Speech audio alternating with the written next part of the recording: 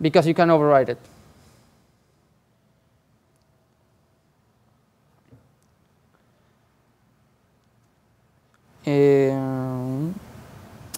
I was going to write this function in event model.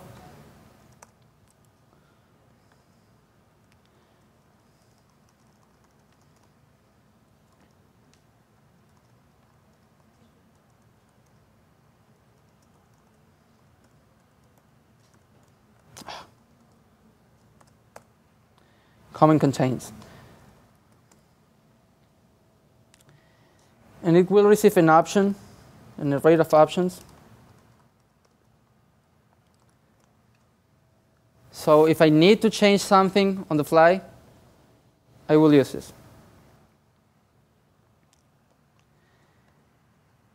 It will just return an array, the array merge of my common containments, in this case only user, and options.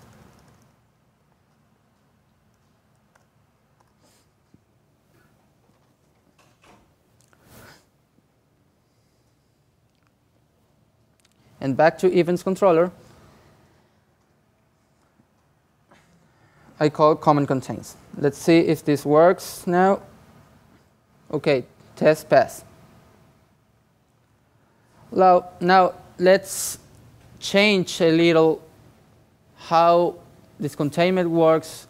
We had, again, this client requirement. Only the user logged in can view the events of the user logged in. OK, you can see any other events from any other people, just your events. So I will create here a sort of overriding thing.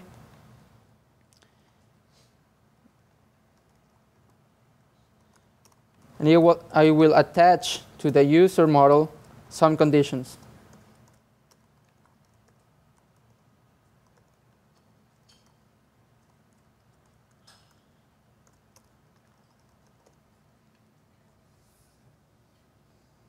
In this case, only user ID should be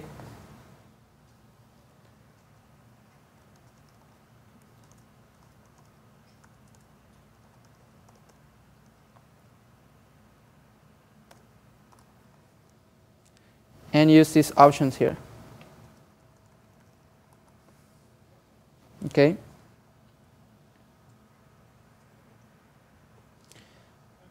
I'm going to test this. From here, it should complain. OK.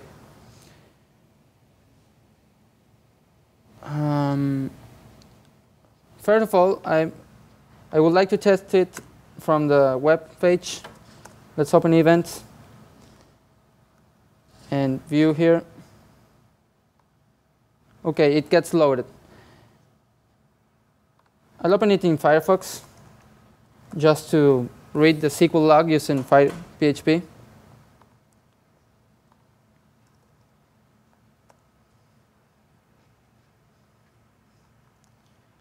OK, I can see my events. I will create, oh, sorry, username, create an event.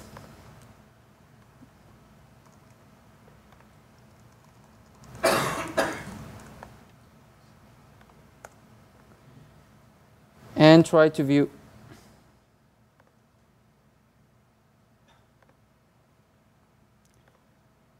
Forbidden? Why forbidden?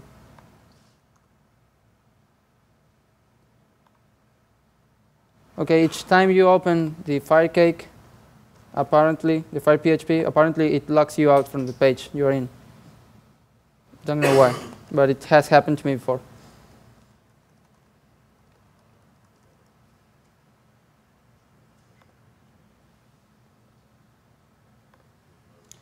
OK, my SQL log says where and user ID here.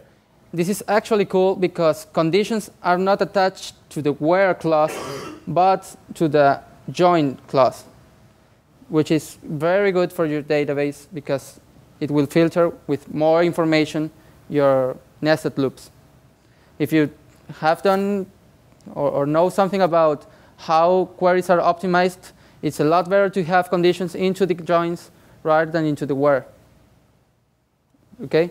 That's because how would you program a look for events from a user? You have to look for the user and look for each event to see if it matches, right? It's a nested loop, a loop inside another. So if you reduce the number of iterations inside the nested loop, you will reduce the number of operations inside the outside.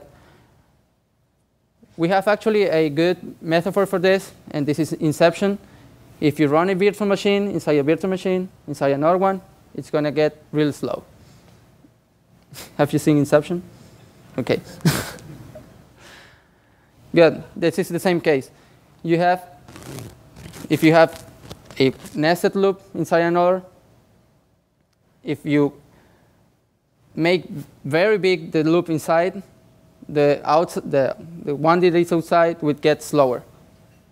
Good? Yeah.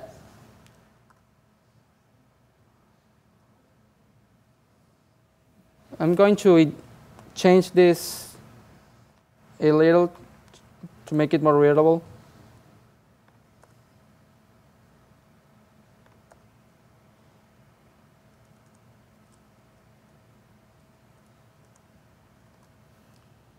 Here you have.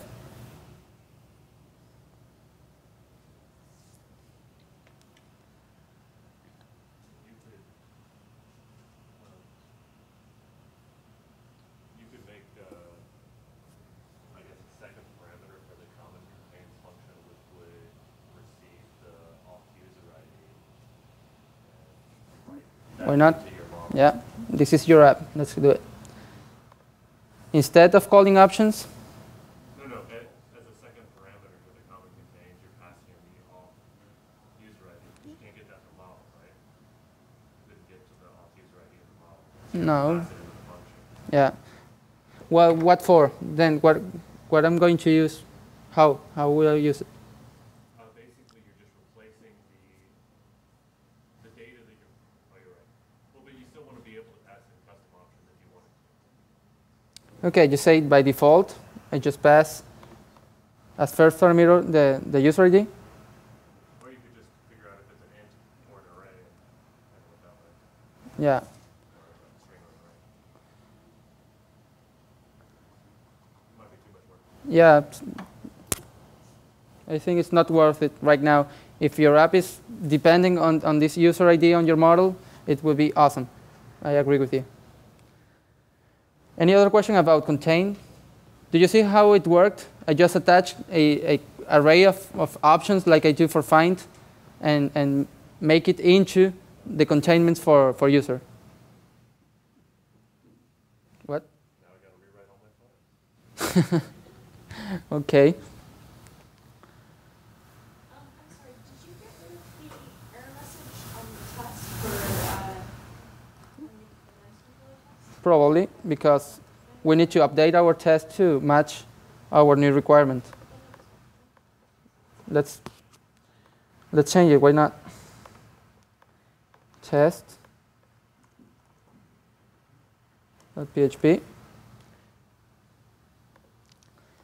And you go to app test cases, event controller.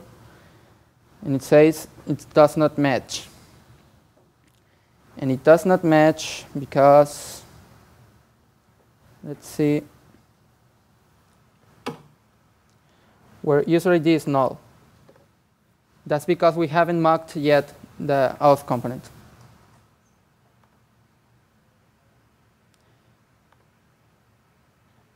Which is pretty easy.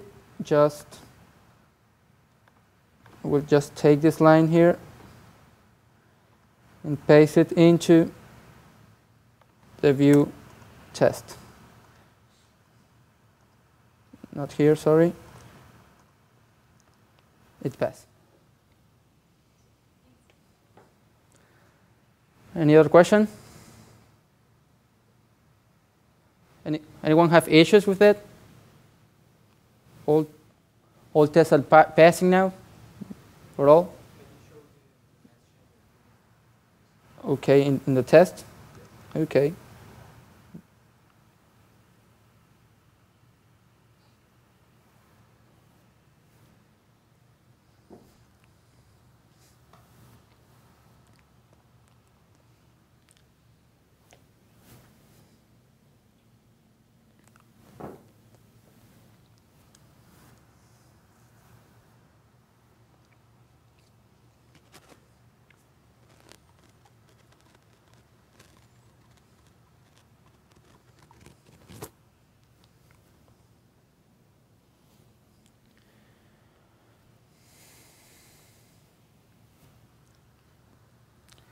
Okay, by now I think we have covered pretty well how to test controllers.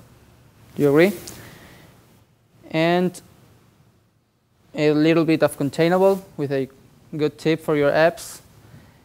We can still work on logging the routing system. We could take his suggestion of working with a data source, but I would have to think which one. If you have any suggestion, that would be okay. What topic are you interested in?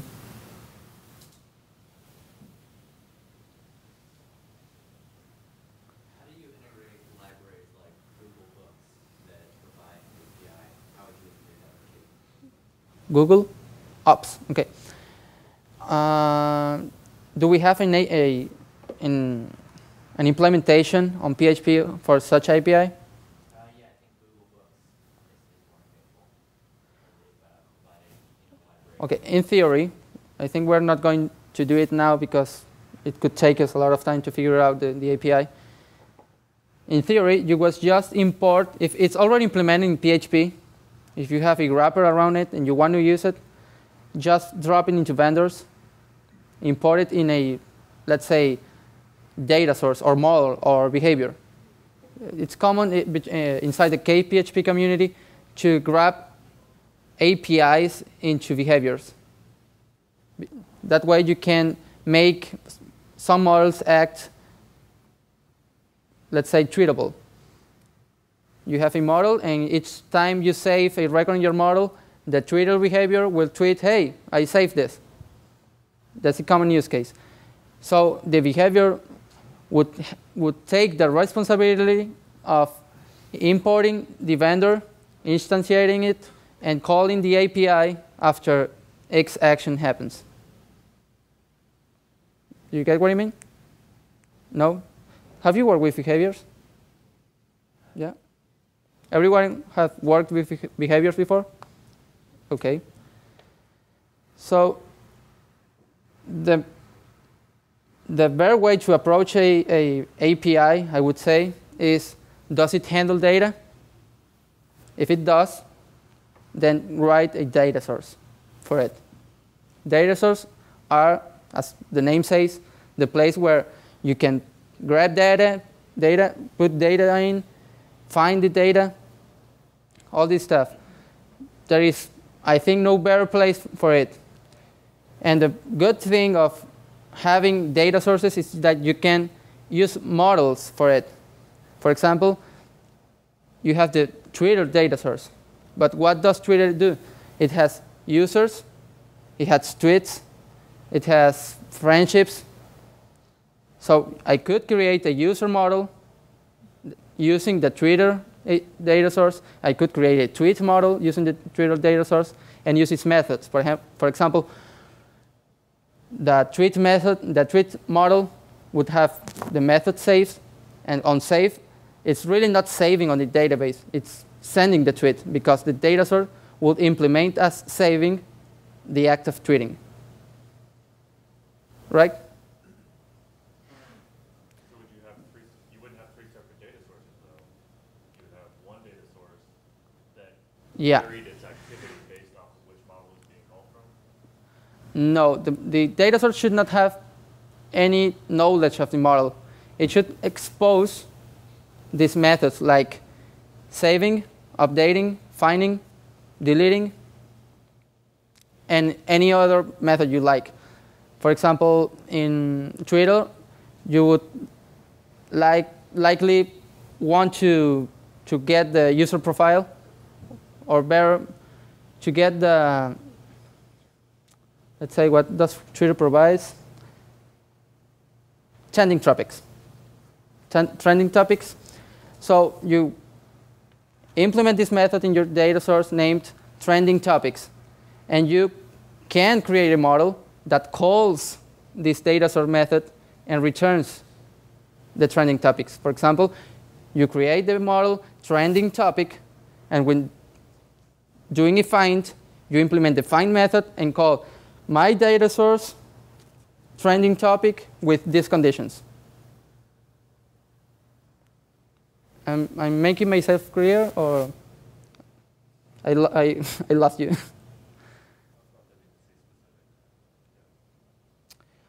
OK, maybe I can show you specifics. Pierre? Do we have a Twitter data source that is public to show? Not yet. Let's see one in GitHub. Yeah.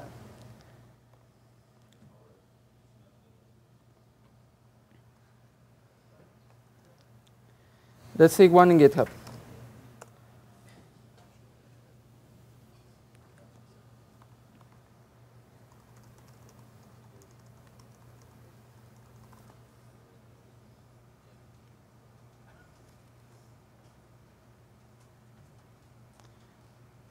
Well, we have this Twitter kit thing. Let's see if it has any data source. It does. Let's see if it's a good implementation of a data source.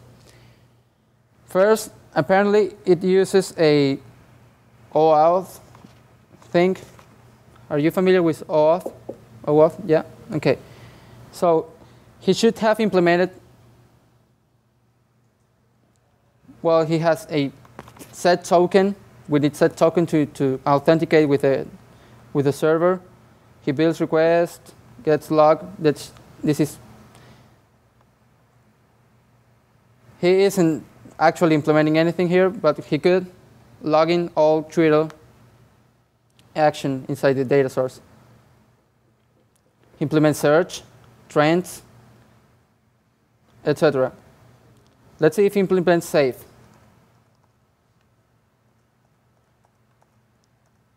I think he doesn't. Well, this is not an actual implementation of a data source, but it's still good because I can access it from my model and call its methods. I can create a tweet model and just call data source tweet, for example, and that's it. I'm extracting all the logic out of a controller and even out of a model, and let other class that knows how to deal with Twitter do the actual job. Okay? It would be like saying, I wish I had an example for this here.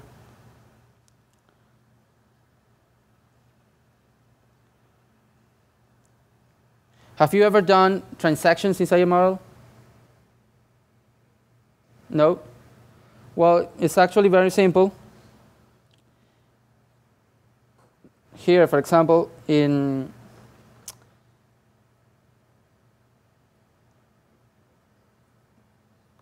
I will make the find coming transactional. I don't know why, but I want to.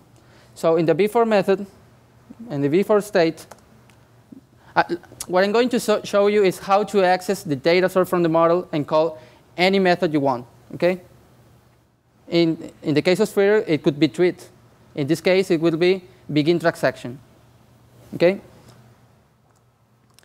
So I call this get data source. Now we have it. And I can call any method from it. In this case, begin.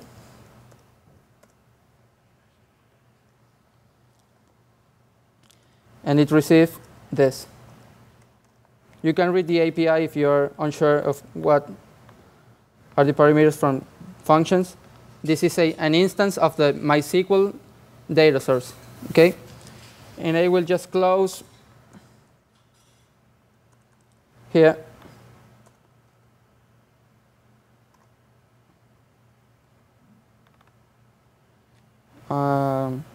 Commit. I'm not doing anything with data, but I will just do a begin and a commit here. Let's see if it works.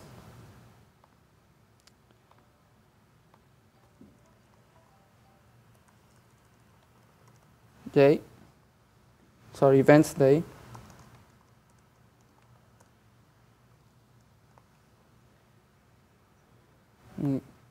In here, I should see a start transaction, commit transaction, a start, and commit.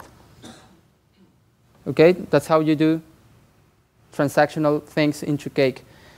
But that was not what I wanted to show. Is just an example of how to call data source methods.